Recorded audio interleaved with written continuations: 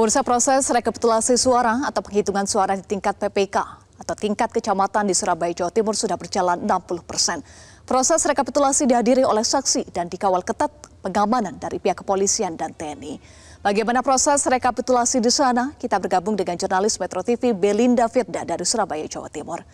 Belinda, bagaimana proses rekapitulasi penghitungan suara di Surabaya? Dan apa saja kendala yang dialami saat proses rekapitulasi di sana? Ya, Eva dan pemirsa, selamat sore. Untuk proses rekapitulasi di Surabaya sendiri ini sudah berjalan 60%. Ini proses rekapitulasi berjenjang yang ada di tingkat kecamatan.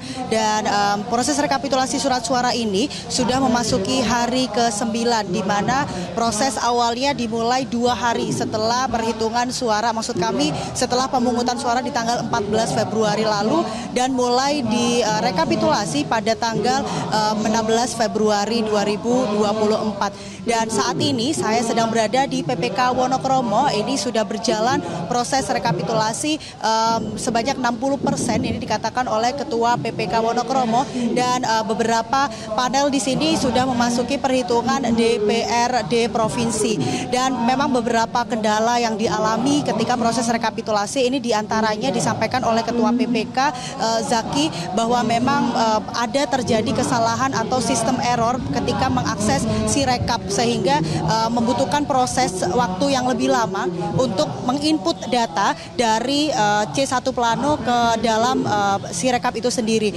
Kemudian kendala yang dihadapi ini juga terdapat selisih suara antara surat suara yang digunakan dan surat suara yang sudah terinput di Plano, dan akhirnya dari kendala yang dialami ini melalui Panwascam dan juga PPK ini menghadapi keinginan dari saksi yang hanya ingin terdapat kesepakatan saja tanpa dibuka ulang kotak suara. Namun kemudian rekomendasi dari Panwascam setempat akhirnya terjadi kesepakatan, sehingga untuk mengantisipasi terdapat keselisihan atau ketidakcocokan jumlah suara ini, akhirnya dilakukan buka ulang kotak suara. Bahkan tadi malam dilakukan kembali proses perhitungan surat suara ulang karena selisih suara ini cukup terpaut jauh, yakni sampai 4 hingga 5 suara.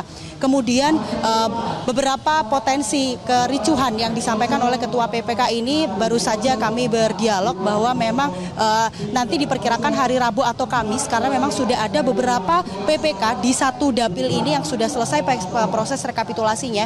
Hal ini yang akhirnya memungkinkan saksi-saksi di kecamatan lain ini datang di kecamatan yang paling akhir melakukan proses rekapitulasi, sehingga hal ini dimungkinkan untuk menimbulkan potensi kericuhan ketika proses rekapitulasi karena akan mengganggu konsentrasi dari proses rekapitulasi itu sendiri.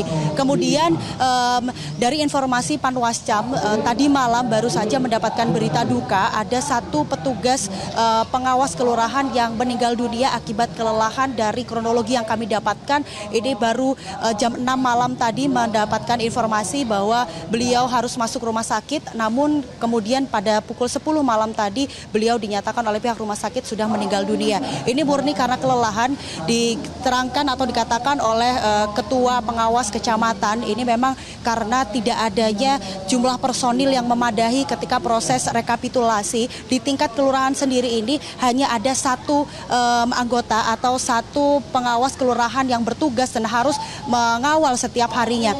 Kemudian untuk proses rekapitulasi sendiri ini diperkirakan di Surabaya akan ditargetkan selesai pada tanggal 1 Maret kemarin, mengingat tanggal 24 Februari kemarin dilakukan proses pemungutan suara ulang di 10 TPS di Surabaya, di mana 8 diantaranya ada di Surabaya Barat dan 2 sisanya ada di Surabaya Selatan. Dan proses pemungutan suara ulang kemarin berjalan lancar, dan tingkat partisipasi masyarakat ini relatif rendah, dan ada beberapa yang antusias untuk mengikuti proses pemungutan suara ulang. Sekian laporan dari Surabaya, kembali ke Anda, Eva, di studio.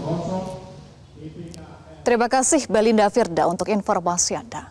Jelajahi cara baru mendapatkan informasi. Download Metro TV Extend sekarang.